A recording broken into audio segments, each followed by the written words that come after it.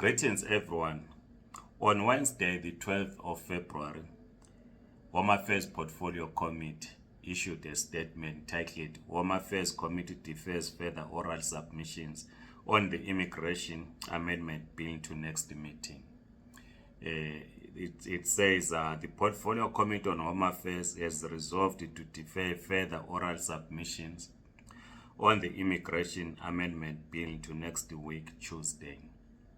The committee received a number of oral submissions on the bill yesterday, that was on Tuesday, and resolved that to allow adequate time for interaction, it was necessary to defer the remaining inputs to next week.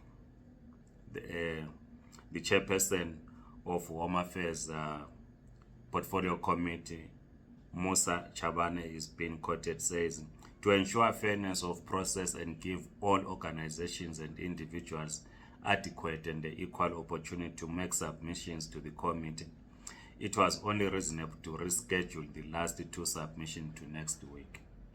This will enable members to ask questions of clarity and seek further information on the submissions made.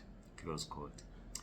We continue with the statement. It says the committee received submissions from, amongst others, that was on Tuesday, Lawyers for Human Rights and the International Detention Center, South African Human Rights Commission, Center for Social Justice, Skull-Brain Center of Cape Town, Commission for Gender Equality, United Nations High Commission for Refugees, and the African National Congress, ANC. The committee will schedule next week to receive submissions from Clayville Civic Association and the Congress of the South African Trade Unions, COSATU.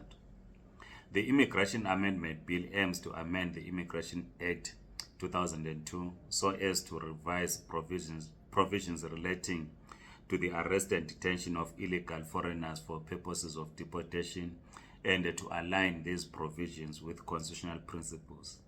The submissions received thus far have underscored the correctness of the public participation in the lawmaking process, as they have qualitatively enlightened members of the committee on the objects of the bill and aspects to consider while processing the bill. The committee has received in total 378 submissions from individuals, organizations, civil society groups, and the legal institutions, with a variety of submissions from those calling for stricter immigration control to those raising human rights concerns and constitutional compliance. You will recall that we did in this platform discuss the white paper on international migration. We also discussed the ANC policy on migration. It will be interesting to see the final amendment to the Immigration Act. On another note, is 2 weeks to go before the deadline for registration of Spaza shops. We know that many people that own Spaza shops of foreign origin have been facing difficulties in the registration of Spaza shops. We also spoke about the statement by the MEC for Economic Affairs in Gauteng, when he gave a breakdown in terms of the registration of shops. The video is available on this platform. If you missed that video, you can revisit it to familiarize yourselves. But here, the mayor of Tshwane says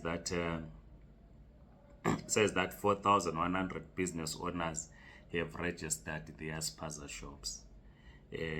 So there's an ongoing registration, as we are saying. It's just 2 weeks to go. Mayor Nasipi Moya says 4,100 Spaza shop registered in Tshwane. The mayor does not give a breakdown in terms of whether foreign nationals. He simply says 50% up, more than 50% belong to South Africans, and more than a third are owned by women. So she says more than 50% without a proper figure. more than 50% can be 51%, it can be 65%.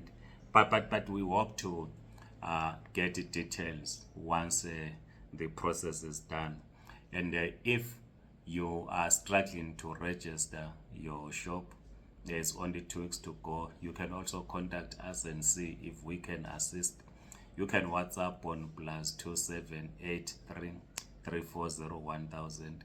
The leadership of the African Diaspora Forum is available to assist those that require assistance. Please like this video, subscribe to this YouTube channel. If you're on TikTok, please do follow us. Otherwise, goodbye.